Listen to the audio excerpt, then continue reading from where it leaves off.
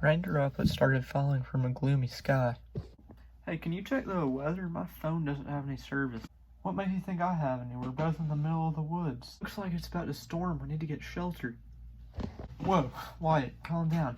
I've been on this trail before, and if we keep walking about a mile that way, then we'll end up in Carson's neighborhood, and we can just go to his house and we'll be fine. We both ran so we could get there as soon as possible. We were on his lawn in no less than 10 minutes.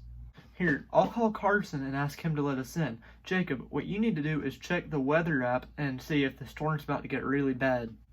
Boom! A bolt of lightning flashed and buckets of water started drenching us. Well, I guess I don't have to check the weather app anymore. Carson isn't answering his phone.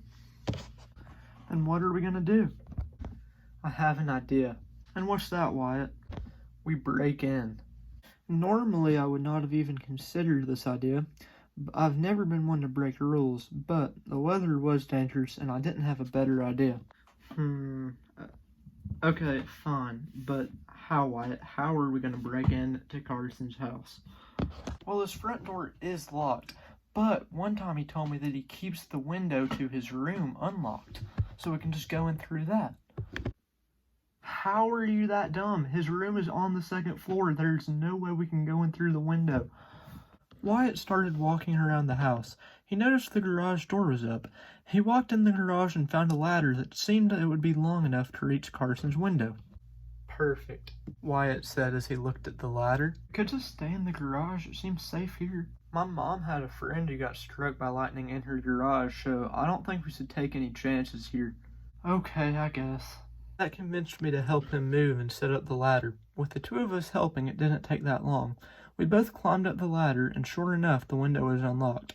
We opened the window and crawled through, into Carson's room.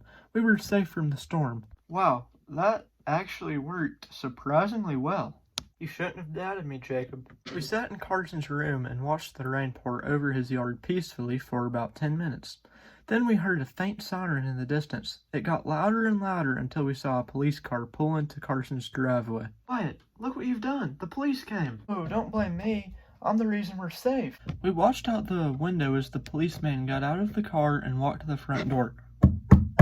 This is the police! Let me in! We heard. We ran downstairs and opened the door. We didn't want to get in more trouble than we'd already be in.